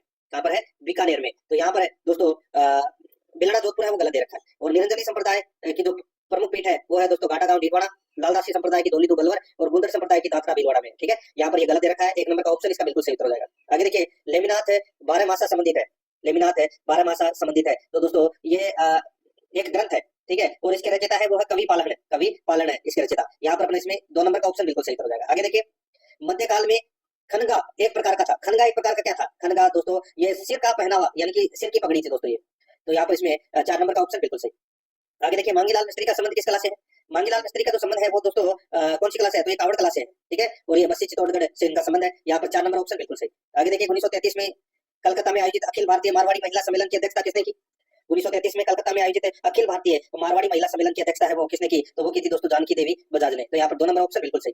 65 नंबर का प्रश्न इसमें देखिए, श्रीमती रमा देवी राजस्थान के किस किसान आंदोलन से संबंध रही? तो इसका सही उत्तर हो जाएगा वो है दोस्तों बिजोलिया से इनका संबंध रहा। तो यहाँ पर इसमें 2 नंबर का जो ऑप्शन है वो इसका बिल्कुल सही उत्तर हो जाएगा। आगे देखिए, 66 नंबर का प्रश्न है, सूची फर्स्ट को सूची सेकंड से सम्मिलित करना है। सूची फर्स्ट में दोस्तों यहाँ पर जिला है और सूची सेकंड में पर्यटन स्थल है। सूची फर्स्ट में जिला है और सूची सेकंड में पर्यटन स्थल है। दोस्तों यहाँ पर आपको देखना है, देखिए अलवर में क्या है दोस्तों, आप सभी को पता होगा, पांडुपौल, ठीक है, पांडुपौल में दोस्तों लेटे हुए हनुमान जी का मंदिर है, ठीक है, अलवर पांडुपौल। अजमेर में दोस्तों, अजमेर के अंदर तो आप सभी को पता है कि सोनी जी की नरसिंह है, ठीक है, और बीकानेर में दोस्तों गोलायत है और डीग में दोस्तों पुंसरी का लोठा है, ठीक है। तो यहाँ पर अपना इसमें राइट आंसर क्या हो जाएगा वो है देखिए 4-3-2-1, 4-3-2-1 इसका बिल्कुल सही उत्तर हो जाएगा, यानी कि अपना इसमें 3 नंबर का ऑप्शन बिल्कुल सही। 67 नंबर का प्रश्न इसमें देखिए, निम्नलिखित में से कौन सा सर्वोच्च पर्वत शिखर है? सर्वोच्च पर्वत शिखर है वो कौन सा है दोस्तों, इनमें से अपने को बताना है। तो दोस्तों इनमें से सर्वोच्च पर्वत शिखर है वो खो, ठीक है, जिसकी ऊंचाई है वो दोस्तों 920 मीटर है, ठीक है। तो यहाँ पर इसमें 3 नंबर का ऑप्शन बिल्कुल सही उत्तर हो जाएगा। सायरा की है दोस्तों इसमें 900 मीटर, ठीक है, और दोस्तों यहाँ पे डोरा पर्वत है, डोरा पर्वत की दोस्तों 869 मीटर, ठीक है, और रोदा बाकर की दोस्तों 730 मीटर, ठीक है। तो यहाँ पर इसमें 3 नंबर ऑप्शन बिल्कुल सही उत्तर हो जाएगा। 68 नंबर का प्रश्न इसमें देखिए, निम्नलिखित में से कौन सा क्रम पर्वत चोटियों एवं उनकी ऊंचाइयों के अवरोही क्रम के अनुसार सही है? दोस्तों यहाँ पर आप देख सकते हैं अवरोही क्रम के अनुसार अपने को जमाना है। तो दोस्तों इसमें सबसे पहले आएगा नागपाड़, फिर आएगा बैराज, फिर बाबाई और फिर बैराट, ठीक है। तो यहाँ पर इसमें 2 नंबर का जो ऑप्शन है वो इसका बिल्कुल सही उत्तर इसमें हो जाएगा। 3 प्रश्न तक दोस्तों अपन पैसेज से संबंधित प्रश्न है वो पढ़ेंगे। अपन पैसेज दोस्तों यहाँ पे नहीं पढ़ रहे हैं, मैं डायरेक्ट आपको ले चलता हूँ 69 नंबर प्रश्न में। आप पैसेज पढ़ोगे, पढ़ भी सकते हो, जैसे कि ये मैंने स्टॉप कर दिया, ठीक है, अब आप क्लास को स्टॉप करके इसको पढ़ सकते हैं, ठीक है। फिर मैंने यहाँ पे थोड़ा सा और स्टॉप कर देता हूँ, ठीक है, तो आप इसको पढ़ सकते हैं। अब देखिए यहाँ पे 69 नंबर का प्रश्न है, देखिए radium is considered dangerous because, तो यहाँ पर इस प्रश्न का राइट आंसर क्या हो जाएगा वो है दोस्तों देखिए, it would kill millions due to its radioactivity. तो यहाँ पर इसमें 2 नंबर का ऑप्शन है वो इसका बिल्कुल सही हो जाएगा। आप दोस्तों यानी कि रेडियो एक्टिविटी की वजह से लाखों लोग हैं, लाखों लोगों को मार सकता है। तो यहाँ पर इसमें 2 नंबर ऑप्शन हो जाएगा। आप पैसेज पढ़ोगे तो इसका उत्तर आसानी से आपको मिल जाएगा। आगे देखिए, why is radium very costly, बताइए। तो दोस्तों क्योंकि ये कुछ स्थानों पर ये उपलब्ध है, ठीक है। तो यहाँ पर इसमें इसका राइट आंसर क्या हो जाएगा वो है it is found in small quantities. तो यहाँ पर इसमें 2 नंबर का ऑप्शन इसका बिल्कुल सही हो जाएगा। 71 नंबर का प्रश्न इसमें देखिए, what quantity of radium is worth 1000 pounds of gold. तो दोस्तों इसका राइट आंसर हो जाएगा वो है, यानी कि मैं आपको बताऊं, रेडियम की सिर्फ 1 पाउंड की मात्रा है वो गोल्ड के 1000 पाउंड के समान है। तो यहाँ पर अपना इसमें राइट आंसर हो जाएगा वो है इसमें कौन सा, तो वो है 1 पाउंड ऑफ इट, इसका राइट आंसर हो जाएगा इसमें, ठीक है। 3 नंबर ऑप्शन बिल्कुल सही। आगे देखिए यहाँ पे, how much radium is there in all the world, how much radium is there in all the world. तो दोस्तों यहाँ पर इसका राइट आंसर क्या हो जाएगा वो है इसमें ओनली ए फ्यू स्पूनफुल्स। तो यहाँ पर इसमें 4 नंबर का ऑप्शन बिल्कुल सही उत्तर हो जाएगा, यानी कि दुनिया भर में सिर्फ कुछ चम्मच भर, स्पूनफुल्स यानी कि चम्मच भर मात्रा में ही दोस्तों रेडियम है। तो यहाँ पर इसमें 4 नंबर ऑप्शन बिल्कुल सही। 73 नंबर का प्रश्न इसमें देखिए, what do scientist hope to learn. तो दोस्तों यानी कि साइंटिस्ट से क्या सीखने की उम्मीद करते हैं? दोस्तों इसका राइट आंसर हो जाएगा वो है कि एक क्लाइमेट को दूसरे क्लाइमेट में कैसे बदला जाए, ठीक है, या एक तत्व को दूसरे तत्व में कैसे बदला जाए। तो दोस्तों यहाँ पर इसका राइट आंसर हो जाएगा how to change one element into another. तो यहाँ पर इसमें 1 नंबर का ऑप्शन बिल्कुल सही हो जाएगा। अब देखिए यहाँ पे 74 से 75 प्रश्न, यहाँ पे अपने को एरर बताना है कि कौन से पार्ट में एरर है। सेंटेंस यहाँ पर दे रखा है, if I was he I wouldn't accept this gift. अब यहाँ पे कौन से पार्ट में एरर है? 4 ऑप्शन आपके पास में यहाँ पर दे रखे हैं दोस्तों। यहाँ पर देखिए, देखिए यहाँ पे इफ का प्रयोग हुआ है, यानी कि इमेजिन हो रहा है दोस्तों इसमें, ठीक है, यदि का प्रयोग हो रहा है। तो यहाँ पर आप देख सकते हैं if I was he, if I was ही। तो दोस्तों यहाँ पर देखिए वाज का नहीं, इसमें वर का प्रयोग होगा। तो यहाँ पर इसमें 1 नंबर का जो ऑप्शन है वो इसका बिल्कुल सही उत्तर इसमें हो जाएगा, इमेजिन हो रहा है। आगे देखिए, Dharampal will be remain in jail because of the other cases pending against him. तो दोस्तों यहाँ पर इसका राइट आंसर क्या हो जाएगा बताइए। देखिए, Dharampal will be remain in jail, Dharampal will be remain in jail, ठीक है। तो यहाँ पर देखिए विल रिमेन का यूज होगा दोस्तों इसमें, ठीक है, बी का प्रयोग इसमें नहीं होगा, तो इसलिए ये एरर है। तो यहाँ पर इसमें एक नंबर का ऑप्शन बिल्कुल सही उत्तर हो जाएगा। एरर बताना था अपने को, ठीक है। आगे देखिए, सिनोनिम बताना है, यानी कि समानार्थक शब्द बताना है। तो यहाँ पर देखिए पोएट्स, तो दोस्तों इसको पोच, इसका अर्थ क्या होता है? इसका मतलब होता है दोस्तों अनाधिकृत शिकार करना, ठीक है। और इसका जो समानार्थक शब्द हो जाएगा दोस्तों वो है इसमें हंट। हंट का मतलब भी क्या होता है? शिकार करना। तो यहाँ पर 2 नंबर का ऑप्शन बिल्कुल सही। यहाँ पर देखिए गिव एंटोनियम, यानी कि विलोम शब्द अपने को यहाँ पर बताना है। देखिए प्लेसिड, प्लेसिड का मतलब क्या होता है दोस्तों? इसका मतलब होता है शांत, ठीक है। और शांत का विलोम क्या होगा दोस्तों? स्वर्ग, यानी कि इसमें स्ट्रॉमरी, ठीक है। तो यहाँ पर इसमें स्ट्रोमी, तो यहाँ पर इसमें राइट आंसर क्या हो जाएगा? 4 नंबर का ऑप्शन बिल्कुल सही। आगे देखिए 78 नंबर का प्रश्न है, give meaning of the following idioms, यानी कि मुहावरे से संबंधित दोस्तों ये प्रश्न है, ठीक है। देखिए ए कोक एंड बुल स्टोरी, बताइए। तो दोस्तों इसका अर्थ है इसका अर्थ हो जाएगा एन इमेजिनरी स्टोरी। तो यहाँ पर इसमें राइट आंसर 2 नंबर का ऑप्शन है वो इसका बिल्कुल सही उत्तर हो जाएगा। आगे देखिए, अब हिंदी ग्रामर से संबंधित प्रश्न है, निम्न में से कौन सा संधि विच्छेद या संधि शब्द सही है? बताइए कौन सा संधि शब्द सही है, वो अपने को यहाँ पर बताना है। दोस्तों यहाँ पर आप देख सकते हैं प्रतीक्षा, प्रति प्लस इच्छा बिल्कुल सही है। नहीं नहीं नहीं, यहाँ पर देखिए प्रति प्लस इच्छा, ठीक है। यहाँ पर प्रतीक्षा, इसमें ती बड़ी आएगी दोस्तों, ठीक है। तो ये इसमें गलत हो जाएगा। नदी प्लस अर्पण, नदी अर्पण, तो दोस्तों यहाँ पर भी ये भी गलत दे रखा है, ठीक है। नदी प्लस अर्पण ये तो बिल्कुल सही है, लेकिन ये या है वो इसमें गलत दे रखा है, इसलिए ये भी गलत हो जाएगा। सत प्लस नारी, सन्नारी, बिल्कुल सही है दोस्तों। सत प्लस नारी, सन्नारी, इसमें व्यंजन संधि का प्रयोग हुआ है। और त्रि प्लस अम्बक है, त्रयंबक है, तो इसमें ये त्रयंबक है, ये मैं, ये नहीं आएगा दोस्तों। यहाँ पर यह के ऊपर एक बिंदी आएगी, तो यहाँ पर इसमें और आधा त्र आएगा इसमें, तो ये इसमें ये भी गलत हो जाएगा। इसमें 3 नंबर का ऑप्शन राइट आंसर हो जाएगा। आगे देखिए, निम्नलिखित में से उपसर्ग रहित शब्द कौन सा है? उपसर्ग रहित शब्द कौन सा है? तो दोस्तों यहाँ पर आप देख सकते हैं उपसर्ग रहित शब्द का पूछा है। यहाँ पर देखिए अत्यधिक में अति उपसर्ग लगा हुआ है, कुमार्ग में दोस्तों को उपसर्ग लगा हुआ है, ठीक है। यहाँ पर सुरेश के अंदर कोई भी उपसर्ग है वो इसमें नहीं लगा हुआ है, ठीक है। और प्रहार के अंदर प्रय उपसर्ग लगा हुआ है, तो यहाँ पर इसमें राइट आंसर क्या हो जाएगा? 1 नंबर का ऑप्शन बिल्कुल सही। 81 नंबर का प्रश्न इसमें देखिए, यथासंभव शब्द में कौन सा समास है? यथासंभव शब्द में कौन सा समास है, बताइए। तो दोस्तों इसका राइट आंसर हो जाएगा इसमें अव्ययभाव समास है, यानी कि जितना संभव हो सके। राइट आंसर इसमें 1 नंबर ऑप्शन सही। आगे देखिए, किस शब्दयुग्म में सही अर्थभेद नहीं है? बताइए कौन से शब्दयुग्म में सही अर्थभेद नहीं है? यहाँ पर आप देख सकते हैं दोस्तों, डायरेक्ट मैं आपको बता रहा हूँ, एक तो अली दे रखा है और एक आली दे रखा है, ठीक है। अली का मतलब होता है भंवरा और आली का मतलब होता है सखी, ये यहाँ पर उल्टा दे रखा है, ठीक है, इसलिए ये गलत है। बाकी इसमें सही रूप मैंने आपको यहाँ पर निशान लगा के बता दिया है, ठीक है, इसलिए ये अर्थभेद में यहाँ पर ये गलत दे रखा है, ठीक है, सही मैंने आपको निशान करके बता दिया है। 3 नंबर का ऑप्शन इसका बिल्कुल सही हो जाएगा। आगे देखिए, निम्न में से आग का पर्यायवाची शब्द है, आग का पर्यायवाची शब्द कौन सा है? तो वो है अनल। यहाँ पर इसमें 2 नंबर का ऑप्शन बिल्कुल सही हो जाएगा, ठीक है। अनिल का मतलब होता है हवा या वायु, जिसको आप बोल सकते हैं, और अनल का मतलब होता है आग। आगे देखिए, निम्न में से तिमिर का विलोम शब्द क्या होगा? तिमिर का विलोम शब्द है वो दोस्तों अंधकार होता है, सॉरी तिमिर का अर्थ होता है, तिमिर का अर्थ है वो अंधकार होता है, ठीक है। और तिमिर का जो विलोम है वो दोस्तों आलोक होगा, और आलोक का अर्थ होता है प्रकाश। तो यहाँ पर इसमें राइट आंसर हो जाएगा 4 नंबर ऑप्शन बिल्कुल सही। 85 नंबर का प्रश्न इसमें देखिए, निम्न में से किस क्रमांक में सभी शब्द शुद्ध है? बताइए कौन से क्रमांक में सभी शब्द शुद्ध है? तो यहाँ पर आप देख सकते हैं आजीविका और आशीर्वाद, ये शब्द है दोस्तों यहाँ पर बिल्कुल शुद्ध है। यहाँ पर 4 नंबर का ऑप्शन बिल्कुल सही हो जाएगा। 86 नंबर का प्रश्न इसमें देखिए, पदक्रम की दृष्टि से निम्नलिखित में से कौन सा वाक्य शुद्ध है? तो कौन सा वाक्य शुद्ध है वो दोस्तों अपने को यहाँ पर बताना है। देखिए यहाँ पे प्रधानमंत्री के साथ 3 मंत्री और 4 सांसद थे, ठीक है, ये कथन दोस्तों यहाँ पर बिल्कुल सत्य कथन है, यानी कि बिल्कुल शुद्ध कथन है। यहाँ पर 2 नंबर का ऑप्शन बिल्कुल सही उत्तर हो जाएगा इसमें, ठीक है। देखिए यहाँ पर महाराजा के साथ 3 दासियां और राजमाता थी, तो दोस्तों इसका जो शुद्ध वाक्य है वो हो जाएगा दोस्तों, महाराजा के साथ राजमाता पहले आएगा इसमें, और 3 दासियां थी, 3 दासियां बाद में आएगी, ठीक है। तो यहाँ पर इसमें शुद्ध वाक्य दूसरा नंबर का है। आगे देखिए, इनमें से किस विकल्प में वाक्यांश के लिए सही शब्द नहीं है? वाक्यांश के लिए सही शब्द है वो कौन सा नहीं है वो अपने को बताना है दोस्तों। यहाँ पर देख सकते हैं आप, देखिए बिना पलक झपकाए निमिलित, ये गलत हो जाएगा दोस्तों। बिना पलक झपकाए वाक्यांश के लिए जो सही शब्द होगा वो दोस्तों एक तो होगा अनिमेष, वो आप बोल सकते हैं अनिमेष, ठीक है, अनिमेष भी बोल सकते हैं, और एक है निर्निमेष भी बोल सकते हैं, ठीक है, निर्निमेष, निर्निमेष भी बोल सकते हैं। तो यहाँ पर निमिलित है वो गलत हो जाएगा। तो यहाँ पर 4 नंबर का ऑप्शन बिल्कुल सही हो जाएगा, बाकी इसमें सारे सही दे रखे हैं। आगे देखिए 88 नंबर का प्रश्न है, किस विकल्प में हिंदी पारिभाषिक शब्द सही नहीं है? दोस्तों यहाँ पर आप देख सकते हैं, देखिए पोलिंग बूथ का हो जाएगा दोस्तों मतदान बूथ, पोलिंग बूथ का क्या हो जाएगा? मतदान बूथ, ठीक है, सही नहीं है पूछा है। तो यहाँ पर दोस्तों पोलिंग बूथ का क्या हो जाएगा? मतदान बूथ, बिल्कुल सही है। पोलिंग का हो जाएगा इसमें मतदान, ठीक है, और पोलिंग ऑफिसर मतदान अधिकारी, और पोलिंग स्टेशन मतदान केंद्र, ठीक है। तो यहाँ पर इसमें राइट आंसर क्या हो जाएगा? देखिए ये यहाँ पर पुल्लिंग दे रखा है, ध्यान से देखना दोस्तों, POOING दे रखा है, और ऊपर वाले के अंदर देखिए बाकी के 3 ऑप्शन में पोलिंग की स्पेलिंग क्या है? POLL है, और इसके अंदर क्या है? POOI है, तो यहाँ पर POOLING है, तो ये गलत है स्पेलिंग, ठीक है। तो यहाँ पर इसमें राइट आंसर क्या हो जाएगा? 2 नंबर का ऑप्शन बिल्कुल सही, क्योंकि ये गलत दे रखा है इसमें। आगे देखिए दोस्तों, यहाँ पे देखिए 89 नंबर का प्रश्न है, डिस्क्रिप्शंसी शब्द के लिए हिंदी समानार्थक शब्द क्या होगा? तो दोस्तों इसका जो हिंदी समानार्थक शब्द हो जाएगा वो हो जाएगा विसंगति। यहाँ पर 2 नंबर का ऑप्शन बिल्कुल सही था, इसमें हो जाएगा।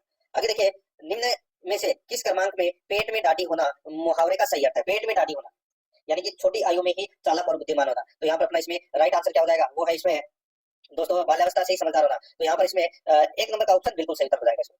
अब अपन प्रश्न है वो दोस्तों रीजनिंग और मैथ से संबंधित 45 प्रश्न है वो पढ़ेंगे, ठीक है।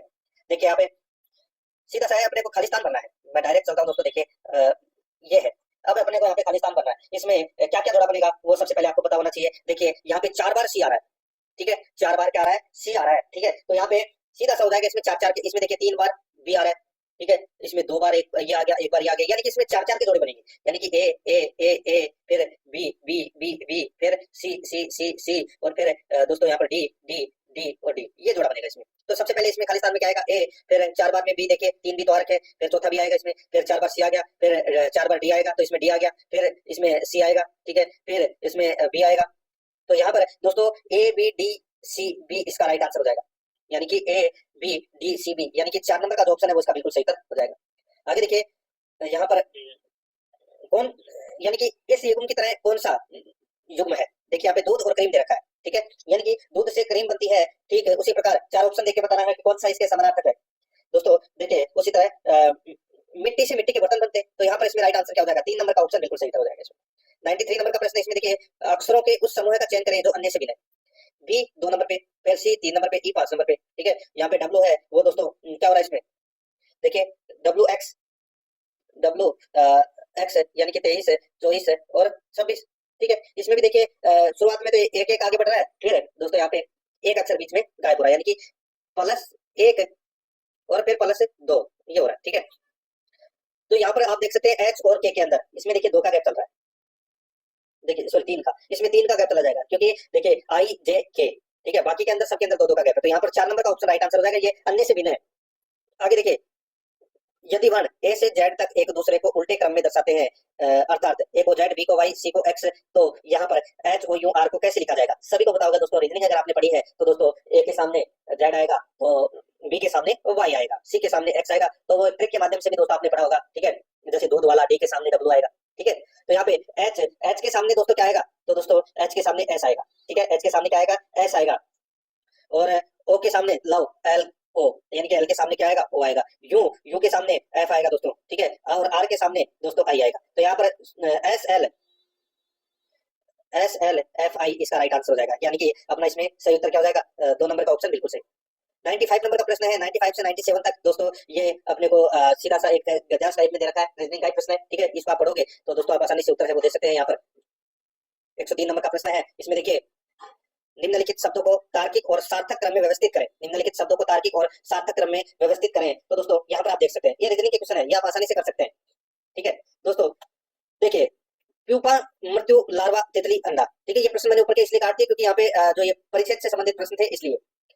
देखिए 103 नंबर का प्रश्न, निम्नलिखित शब्दों को तार्किक और सार्थक क्रम में व्यवस्थित करें। प्यूपा, मृत्यु, लार्वा, तितली और अंडा। तो दोस्तों सबसे पहले इसमें क्या आएगा? सबसे पहले आएगा दोस्तों इसमें अंडा, ठीक है, सबसे पहले अंडा आएगा। अंडा से दोस्तों लार्वा निकलेगा, ठीक है, फिर लार्वा से दोस्तों इसमें प्यूपा, ठीक है, फिर दोस्तों इसमें से तितली बाहर निकलेगी, फिर दोस्तों इसमें उसकी मृत्यु यानी कि 5, ठीक है। तो यहाँ पर इसमें राइट आंसर क्या हो जाएगा? 5 3 1 4 2 इसका बिल्कुल सही उत्तर इसमें हो जाएगा, यानी कि इसमें 2 नंबर का जो ऑप्शन है वो इसका बिल्कुल सही उत्तर हो जाएगा। 104 नंबर का प्रश्न है, इसमें देखिए निम्न चित्र में प्रश्नवाचक चिन्ह के स्थान पर आने वाला अंक कौन सा होगा? तो दोस्तों कौन सा अंक होगा? यहाँ पर आप देख सकते हैं दोस्तों इसमें देखिए डायग्राम थोड़ा गायब हो गया, इसको छोड़ दीजिए, ठीक है। आगे देखिए यहाँ पे 105 नंबर का प्रश्न है, B Q T V D T V X G I X A C K A और सी ई एन, आगे क्या आएगा वो अपने को यहाँ पर क्या करना है? बताना है, ठीक है। दोस्तों यहाँ पर आप देख सकते हैं, देखिए ये बी, ठीक है, इसमें दोस्तों क्या बन रहा है? इसमें देखिए बी से डायरेक्ट दोस्तों इसमें आई में जाना है, ठीक है। तो इसमें कितने का गैप चल रहा है? इसमें 7 का गैप चल रहा है, ठीक है। अब इसके आगे चलते जाइए, बी के बाद में यहाँ पे क्यों, ठीक है, और क्यों के बाद में दोस्तों यहाँ पे डायरेक्ट है वो सी के ऊपर जाना है। इसमें दोस्तों किस क्यों, सॉरी क्यों के बाद में एक्स, ठीक है, क्यों के बाद में दोस्तों इसमें क्या जाएगा? एक्स। तो इसमें भी दोस्तों कितने का गैप आ रहा है? 7 का गैप चल रहा है। फिर दोस्तों यहाँ पे टी के अंदर अपन देखिए यहाँ पे ये दे रखा है, तो ये सभी के अंदर ऐसे चलता जाएगा आगे आगे, ठीक है, सभी के अंदर दोस्तों इसमें 7 का गैप है, तो इसमें 7 का गैप चलते हुए चलना है। तो यहाँ पर पी ई एच इसका राइट आंसर हो जाएगा, 4 नंबर ऑप्शन बिल्कुल सही। आगे देखिए उस विकल्प का चयन करें जो 5वें पद से उसी प्रकार संबंधित है जैसे दूसरा पद पहले पद से और चौथा पद तीसरे पद से संबंधित है। यहाँ पर देखिए दोस्तों सीधा सा मैं आपको बताऊं 64-72 अनुपात 25 दे रखा है। ठीक है, तो दोस्तों ये 25 आया कैसे, तो मैं आपको बताऊं ये 64-72 में दोस्तों कितने अंक है, 4, 6, 4, 7 और 2। ठीक है, अब इसमें देखिए 6 में से 4 गए तो कितने बचे, 2, और 7 में से 2 गए तो दोस्तों कितने बचे, 5। इसी प्रकार ये आया है। ठीक है, उसी प्रकार दोस्तों यहाँ पर देखिए 65-82 में से 6 में से 5 गए तो कितना बचा, 1 है, और 8 में से 2 गए तो कितने बचे, 6। तो यहाँ पर 16 इसका बिल्कुल सही उत्तर इसमें हो जाएगा। 107 नंबर का प्रश्न है, देखिए संख्याओं के 4 युग्म दिए गए हैं जिनमें से 3 किसी तरह समान है जबकि एक अंक असंगत है। असंगत का अपने को यहाँ पर चयन करना है। देखिए 64 है, ये 8 का स्क्वायर है। ठीक है, 100 है, ये 10 का स्क्वायर है। ठीक है, तो कितने हो गए, 18। 18 यहाँ पर आ रहे हैं, बिल्कुल आ रहे हैं, तो ये सही है। उसी प्रकार देखिए 5 का स्क्वायर 25 और 4 का स्क्वायर 16, तो यहाँ पर 5 और 4 9, तो यहाँ पर 9 आ रहा है दूसरे ऑप्शन में, बिल्कुल सही है। यहाँ पर देखिए 4 का स्क्वायर प्लस है 8 का स्क्वायर बराबर 12 दे रखा है, बिल्कुल सही है। उसी प्रकार यहाँ पर देखिए 9 का स्क्वायर 81 प्लस 9 है वो 3 का स्क्वायर यानी कि 9 3 12, यहाँ पर 19 दे रखा है, गलत हो जाएगा, 12 आना चाहिए था। तो यहाँ पर इसमें 4 नंबर का ऑप्शन राइट आंसर हो जाएगा क्योंकि ये अन्य से दोस्तों भिन्न है, यानी कि असंगत है। आगे देखिए यदि वर्णमाला क्रम में ए और सी तथा बी और डी आपस में स्थान परिवर्तन कर ले तथा यही क्रम एक्स तक जारी रहे तो इस प्रकार बने नए वर्णमाला क्रम में पी के दाएं 5वें अक्षर के बाएं छठा कौन सा होगा। तो दोस्तों सीधा सा क्या हो जाएगा, यहाँ पे देखिए ए और सी, बी और डी आपस में स्थान परिवर्तन कर लेते हैं। ठीक है, तो इसी प्रकार दोस्तों ये परिवर्तन आगे चलता जाएगा। तो मैं आपको बताऊं तो दोस्तों इसमें बनेगा कैसे, तो इसमें बनेगा सी डी ए बी, फिर इसमें जी एच ई एफ, ऐसे क्रम बनता हुआ चलेगा दोस्तों ये। ठीक है, फिर आएगा इसमें के एल आई जे। ठीक है, यानी कि दो दो अपने को उल्टे करने हैं। तो यहाँ पर इसमें पूछा था कि पी के बाएं सॉरी पी के दाएं 5वें अक्षर के बाएं छठा कौन सा होगा, तो इसमें राइट आंसर हो जाएगा दोस्तों, इसमें छठा अक्षर इसमें ओ होगा। ठीक है, तो आप ऐसे लिखते हुए चलोगे तो इसमें राइट आंसर निकल कर आ जाएगा। 4 नंबर ऑप्शन बिल्कुल सही। आगे देखिए ये भी आप आसानी से कर सकते हैं, ए प्लस बी का अर्थ है बी ए का भाई है, ए माइनस बी का अर्थ है ए बी की माँ है, ए इंटू बी का अर्थ है ए बी का पिता है, ए भाग बी का अर्थ है ए बी का बेटा है। तो दोस्तों यहाँ पर ये संबंध दे रखा है b plus r into q minus q भाग एस प्लस यू। तो यहाँ पर यू को तो आपको खुद को मानना है। अब जो भी आपको यहाँ पर जैसे प्लस दे रखा है ना, तो एस के ऊपर आप क्या लिखोगे, प्लस का अर्थ है भाई। ठीक है, तो यहाँ पर दोस्तों ऐसे लिखोगे, यानी कि ये तो मैं खुद हो गया, ये इसके ऊपर लिखोगे भाई। ठीक है, फिर भाग का चिन्ह आ गया तो इसमें लिखोगे बेटा। ठीक है, फिर इंटू का अर्थ आ गया तो इसमें पिता, फिर पी का प्लस आया तो प्लस में भाई। तो दोस्तों यहाँ पे इसी प्रकार चलेगा, यानी कि मैं मेरा भाई का बेटा बेटा का पिता का भाई, तो इस प्रकार ये ऐसे चलेगा दोस्तों। तो यहाँ पर इसमें राइट आंसर क्या निकल कर आ जाएगा, वो है इसमें एस दामाद है आर का, एस दामाद है आर का। तो यहाँ पर इसमें राइट आंसर क्या हो जाएगा, 1 नंबर ऑप्शन बिल्कुल सही। ये भी देखिए ये भी आप आसानी से कर सकते हैं रिकॉर्ड। ठीक है, ऊपर में जो जो अक्षर दे रखे हैं उसको उसी प्रकार चेंज करते हुए आपको चलना है। मैं आपको डायरेक्ट इसका उत्तर बता देता हूँ, यहाँ पर T R O P E R इसका बिल्कुल सही उत्तर हो जाएगा। ठीक है, आगे देखिए एक व्यक्ति दक्षिण की ओर मुंह करके खड़ा है, वह 135 डिग्री वामावर्त दिशा में और फिर 180 डिग्री दक्षिणावर्त दिशा में घूमता है। अब उसका मुख किस दिशा की ओर है, अब उसका मुख है वो कौन सी दिशा की ओर है। तो सीधा सा मैं आपको बताऊं दोस्तों, देखिए सबसे पहले तो आपको ये 4 दिशा बताओगी। ठीक है, उत्तर दक्षिण पूर्व और ये पश्चिम। ठीक है, अब यहाँ पे देखिए एक व्यक्ति दक्षिण की ओर मुख करके खड़ा है, दक्षिण की ओर क्या करके खड़ा है, मुख करके खड़ा है, ये दक्षिण की ओर मुख करके खड़ा है साहब। वह 135 डिग्री वामावर्त दिशा में घूमता है, यानी कि 135 डिग्री वामावर्त दिशा में घूमता है, यानी कि यहाँ से वो 135 डिग्री इधर घूमता है साहब। ठीक है, और फिर 180 डिग्री दक्षिणावर्त दिशा में घूमता है, तो फिर वो दोस्तों सॉरी ये ऊपर की तरफ घूमेगा, वामावर्त घूमेगा ना। ठीक है, ये दक्षिण की ओर मुख करके खड़ा है तो ये 135 डिग्री है वो वामावर्त घूमता है, तो ये इधर इधर घूम गया साहब। ठीक है, अब यहाँ से वो 180 डिग्री है वो दक्षिणावर्त में घूमता है, तो दोस्तों ये दक्षिणावर्त में यहाँ घूम गया साहब। ठीक है, अब देखिए अब वह उसका मुख है वो कौन सी दिशा में, तो ये कौन सा हो गया, पश्चिम और दक्षिण, यानी कि दक्षिण पश्चिम दिशा में उसका मुख है वो अभी है। तो यहाँ पर इसमें 2 नंबर का ऑप्शन बिल्कुल सही हो जाएगा। देखिए ये भी क्वेश्चन आप आसानी से कर सकते हैं, ये कोड भाषा विशिष्ट कोड वाला प्रश्न है। ठीक है, यहाँ पे ऑफ ऑफ का कोड है वो क्या होगा वो अपने को यहाँ पर बताना। ऑफ किसमें आ रहा है, तो यहाँ पर आप देख सकते हैं दोस्तों, देखिए शूज ऑफ लेदर, तो ये आ रहा है, तो इसमें देखिए का लो और फोर्ड। ठीक है, का लो और फोर्ड, इसमें ही अपना उत्तर है वो छिपा हुआ है। ठीक है, का लो फोर्ड के अंदर। अब यहाँ पर आप देख सकते हैं का लो फोर्ड और किसमें आ रहा है, देखिए लो इसमें भी आ रहा है। ठीक है, ये देखिए लो आ रहा है ना, ये एक लो ये आ रहा है, तो लो से लो को काट दीजिए, ये कट गया साहब, लो से लो कट गया। ठीक है, अब अपने पास बचा का और फोर्ड, तो का और फोर्ड आपको कहीं दिखाई दे रहा है, देखिए का आपको यहाँ पर दिखाई दे रहा है, एक तो ऊपर हिट का टॉम ऊपर वाली लाइन के अंदर, तो इस का को भी काट दीजिए और ये का को भी काट दीजिए। अब अपने पास बचा क्या, सिर्फ फोर्ड, और ऑफ का जो कोड है वो फोर्ड ही होगा। ठीक है, यहाँ पर इसमें 1 नंबर का जो ऑप्शन है वो इसका बिल्कुल सही उत्तर हो जाएगा। ज्यादा कुछ खास करने की जरूरत नहीं है, रीजनिंग के प्रश्न आप आसानी से कर सकते हैं। मैं आपको दोस्तों डायरेक्ट देखिए कुछ मैथ के प्रश्न भी करवा देता हूँ साथ में, यहाँ पर आप देख सकते हैं। देखिए चीनी के मूल्य में 20% की कमी होने से कोई उपभोक्ता 120 रुपए में 3 किलो चीनी अधिक खरीद सकता है। चीनी का प्रारंभिक मूल्य है वो ज्ञात कीजिए। चीनी का प्रारंभिक मूल्य है वो अपन ज्ञात कर सकते हैं। तो दोस्तों कैसे ज्ञात कर सकते हैं? सीधा सा है भाई, कमी कितने की हुई है? 20% की, खरीद कितना रहा है? 120 रुपए में 3 किलो चीनी अधिक खरीद रहा है। तो इसका सीधा सा उत्तर हो जाएगा दोस्तों यहाँ पर 20 इंटू 120 बटे कमी हुई है 20% की, यानी कि 80 इंटू 3 किलो चीनी अधिक खरीद रहा है। बस इसको काट लीजिए, ये 20 से ये 4 बार कट गया, और ये दोस्तों 30 बार कट गया। 30 में 3 का भाग दोगे तो कितना आएगा? 10 रुपए की तरह। तो यहाँ पर इसमें राइट आंसर क्या हो जाएगा? 3 नंबर ऑप्शन बिल्कुल सही। ठीक है। उसी प्रकार यहाँ पे देखिए 124 नंबर का प्रश्न है। 1600 रुपए का 2 वर्ष 3 महीनों में साधारण ब्याज 252 रुपए है। ब्याज की वार्षिक दर है वो कितनी है? ब्याज की वार्षिक दर है, यहाँ पे मूलधन दे रखा है 1600 रुपए, ठीक है। समय दे रखा है दोस्तों 2 वर्ष 3 माह है, ठीक है। और साधारण ब्याज दोस्तों यहाँ पे 252 रुपए है वो दे रखा है, ठीक है। तो यहाँ पे 2 वर्ष 3 माह को दोस्तों अपन इसमें ऐसे लिख सकते हैं 4/9 वर्ष, सॉरी 9/4 वर्ष लिख सकते हैं, ठीक है। तो यहाँ पर दोस्तों इसमें देखिए 2 वर्ष 3 महीने, ठीक है। तो साधारण में अगर अपन देखें तो दोस्तों इसमें साधारण ब्याज दे रखा है 252। तो यहाँ पे आर निकालना है, तो आर आर बराबर क्या हो जाएगा? एस आई इंटू सी बटे पी इंटू यानी कि मूलधन इंटू समय। तो यहाँ पर कितना है? एस आई कितना दे रखा है, यानी कि साधारण ब्याज 252 इंटू 100 इंटू समय 4/1600 मूलधन है इंटू 9। बस ये 2 वर्ष 3 महीने है, इसको दोस्तों भिन्न में परिवर्तित कर लिया तो 9/4 हो गया, 9/4 वर्ष, ठीक है। तो ये उल्टा हो गया यहाँ पे। तो यहाँ पर इसको काटोगे आप तो देखिए 2 जीरो से 2 जीरो कट गया, 4 से 16 4 बार कट गया, ठीक है। ऐसे ही आप काटोगे तो इसका राइट आंसर निकल के आ जाएगा 7%। 3 नंबर का ऑप्शन बिल्कुल सही उत्तर इसमें हो जाएगा। ज्यादा कुछ खास करने की दोस्तों इसमें जरूरत नहीं है। बाकी मैथ के प्रश्न है वो मैं आपको अलग अलग टॉपिक वाइज है वो अलग से करवा दूंगा। देखिए एक बेईमान डीलर कहता है कि वह क्रय मूल्य पर अपने सामानों को बेचता है, मगर 1 किलो के बदले 900 ग्राम के नकली वजन के साथ इस्तेमाल करता है। उसके लाभ का प्रतिशत तो कितने का लाभ कर रहा है? वो 100 ग्राम का लाभ कर रहा है। किसके ऊपर? 900 ग्राम के ऊपर। तो दोस्तों सीधा सा क्या हो जाएगा इसमें?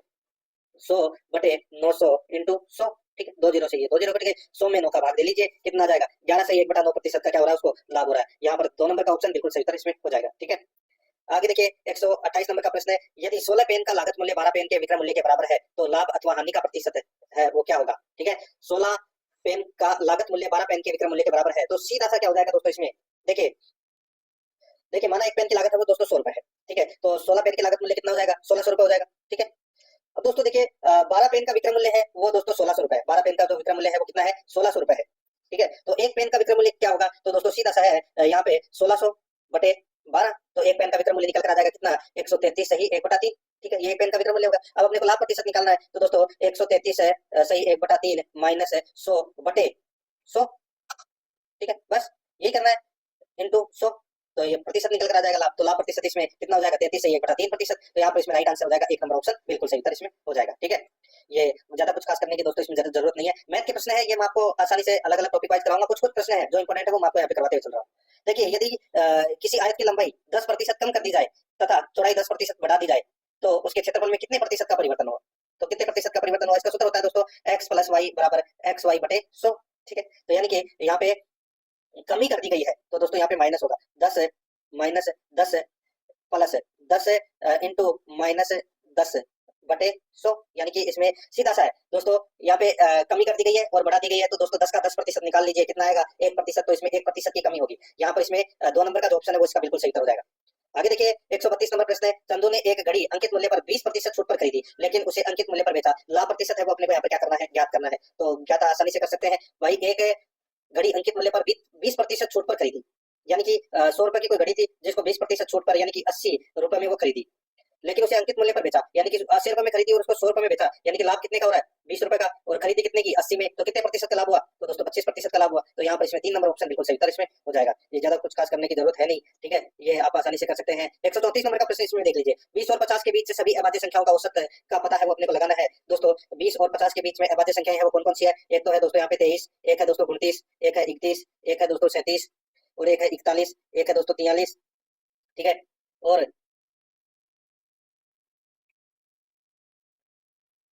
एक है दोस्तों इसमें 47, ठीक है। तो ये टोटल संख्या कितनी हो गई? 1 2 3 4 5 6 और 7, ठीक है। अब इसमें 7 का भाग दे दीजिए, राइट आंसर निकल कर आ जाएगा दोस्तों यहाँ पे 35.857। तो यहाँ पर इसमें राइट आंसर इसमें 1 नंबर का ऑप्शन बिल्कुल सही उत्तर इसमें हो जाएगा, ठीक है। आगे देखिए दोस्तों यहाँ पे 135 नंबर का प्रश्न है। एक गोले के पृष्ठीय क्षेत्रफल तथा उसके परिगत बेलन के वक्र पृष्ठ का अनुपात है वो क्या होगा? दोस्तों देखिए ये अपना क्या है? गोला है, ठीक है। और ये अपनी क्या है? त्रिज्या है r, जिसको अपन बोलते हैं, ठीक है। तो देखिए गोले का पृष्ठीय क्षेत्रफल है वो कितना होता है? सूत्र क्या होता है उसका, तो 4 pi r square, 4 pi r square, ठीक है। और गोले के परिगत बेलन की जो ऊंचाई होती है वो होती है दोस्तों 2r, ठीक है। और बेलन का जो वक्र पृष्ठ होता है वो होता है दोस्तों यहाँ पर 2 पाई आर इंटू 2r एच बराबर 2r, ठीक है। तो यहाँ पर 4 पाई आर स्क्वायर यानी कि इसका दोस्तों अभिष्ट अनुपात है वो 1:1 होगा। तो यहाँ पर इसमें 2 नंबर का जो ऑप्शन है वो इसका बिल्कुल सही उत्तर हो जाएगा। अब दोस्तों यहाँ पे अपन कंप्यूटर से संबंधित प्रश्न है वो पढ़ेंगे 15 प्रश्न। देखिए एमएस वर्ड में टेक्स्ट को बोल्ड करने के लिए प्रयुक्त शॉर्टकट कुंजी क्या है, तो वो है Ctrl+V, 2 नंबर ऑप्शन बिल्कुल सही। आगे देखिए एमएस वर्ड में गटर मार्जिन से तात्पर्य क्या है, गटर मार्जिन से तात्पर्य है वो क्या है, तो वह है मुद्रण में पृष्ठ के बाइंडिंग साइड में जुड़ने वाला मार्जिन है, वो होता है दोस्तों गटर मार्जिन। तो यहाँ पर 3 नंबर का जो ऑप्शन है वो इसका बिल्कुल सही उत्तर इसमें हो जाएगा, ठीक है। आगे देखिए दोस्तों यहाँ पे 138 नंबर का प्रश्न है। इसमें देखिए किसी एक्टिव सेल के कंटेंट को एडिट करने के लिए कौन सी फंक्शन की प्रयुक्त की जाती है, तो वो की जाती है दोस्तों F2। यहाँ पर 1 नंबर ऑप्शन बिल्कुल सही। आगे देखिए एक्सेल में नंबरों के सेट में सबसे बड़ी वैल्यू की गणना करने के लिए कौन सा फंक्शन प्रयुक्त किया जाता है, तो कौन सा फंक्शन प्रयुक्त किया जाता है, तो वो है मैक्स। यहाँ पर 4 नंबर का ऑप्शन बिल्कुल सही हो जाएगा, मैक्स यानी कि अधिकतम मान की गणना के लिए। आगे देखिए पावर पॉइंट प्रेजेंटेशन में स्लाइड शो के दौरान अगले स्लाइड पर जाने के लिए किस शॉर्टकट कुंजी का प्रयोग किया जाता है, तो दोस्तों वो है एन का प्रयोग किया जाता है दोस्तों, ठीक है। आगे देखिए निम्न में से कौन सा एक पेरिफेरल डिवाइस नहीं है, पेरिफेरल डिवाइस कौन सा नहीं है, तो दोस्तों यहाँ पे मदरबोर्ड है वो पेरिफेरल डिवाइस नहीं है दोस्तों। 4 नंबर ऑप्शन बिल्कुल सही उत्तर हो जाएगा, यानी कि ऐसे डिवाइस जो सीपीयू के बाहर से जोड़े जाते हैं, ठीक है, उन्हें पेरिफेरल डिवाइस कहा जाता है। 4 नंबर ऑप्शन सही। आगे देखिए पिक्सल की वह संख्या जिसे डिस्प्ले स्क्रीन समायोजित कर सकती है उसे कहा जाता है, तो दोस्तों उसे रेजोल्यूशन कहा जाता है। यहाँ पर 2 नंबर का ऑप्शन बिल्कुल सही उत्तर हो जाएगा। आगे देखिए एलसीडी मॉनिटर में सी का पूर्ण रूप क्या है, सी का पूर्ण रूप हो जाएगा दोस्तों एलसीडी की फुल फॉर्म क्या है, वो है लिक्विड क्रिस्टल डिस्प्ले। तो यहाँ पर सी का क्या हो जाएगा, क्रिस्टल। यहाँ पर 1 नंबर ऑप्शन बिल्कुल सही। आगे देखिए कंप्यूटर के संदर्भ में डीवीडी का तात्पर्य क्या है, डीवीडी दोस्तों इसका राइट आंसर हो जाएगा यानी कि डेटा रीड राइट। तो यहाँ पर इसमें राइट आंसर क्या हो जाएगा, वो है डिजिटल वर्साटाइल डिस्क। तो यहाँ पर इसमें राइट आंसर 4 नंबर का जो ऑप्शन है वो इसका बिल्कुल सही उत्तर हो जाएगा। आगे देखिए 145 नंबर का प्रश्न है यूएसबी पेन ड्राइव किस प्रकार की स्टोरेज डिवाइस के अंतर्गत आती है, तो ये आती है दोस्तों सेकेंडरी मेमोरी के अंतर्गत। यहाँ पर 1 नंबर का ऑप्शन बिल्कुल सही। आगे देखिए निम्न में से कौन सा ऑपरेटिंग सिस्टम एक से अधिक माइक्रो प्रोसेसर का उपयोग करता है, तो यहाँ पर इसका राइट आंसर हो जाएगा वो है multi processing operating system. 2 number का ऑप्शन बिल्कुल सही उत्तर हो जाएगा। आगे देखिए वह कौन सा ऑपरेटिंग सिस्टम है जो डिवाइस में स्वतः पूर्ण है एवं रोम में रहता है, तो यहाँ पर इसका राइट आंसर हो जाएगा वो है एम्बेडेड ऑपरेटिंग सिस्टम। 3 नंबर का ऑप्शन बिल्कुल सही हो जाएगा इसमें। आगे देखिए निम्न में से कौन सा एक सिस्टम सॉफ्टवेयर का उदाहरण नहीं है, सिस्टम सॉफ्टवेयर का उदाहरण कौन सा नहीं है, तो वो है एमएस ऑफिस। यहाँ पर 2 नंबर का ऑप्शन बिल्कुल सही हो जाएगा एमएस ऑफिस। आगे देखिए किस फाइल एक्सेस मेथड द्वारा डेटा को रैंडम एक्सेस किया जाता है, डेटा को रैंडम एक्सेस किया जाता है तो वो है डायरेक्ट एक्सेस। यहाँ पर 1 नंबर का ऑप्शन बिल्कुल सही। इसमें निम्न में से कौन सी कंप्यूटर की सीमा नहीं है, कौन सी कंप्यूटर की सीमा नहीं है, तो वो है दोस्तों देखिए क्रमशः ये कंप्यूटर की विशेषता है, ठीक है। तो यहाँ पर इसमें कंप्यूटर की सीमा दोस्तों ये नहीं है, विशेषता है। तो यहाँ पर 4 नंबर का ऑप्शन बिल्कुल सही इसमें हो जाएगा। दोस्तों वीडियो देखने के लिए आपका बहुत बहुत धन्यवाद और हमें कमेंट करके बताइए आपको वीडियो कैसा लगा और वीडियो को लाइक कीजिए, शेयर कीजिए और चैनल को सब्सक्राइब नहीं किया है तो सब्सक्राइब भी कर लीजिए।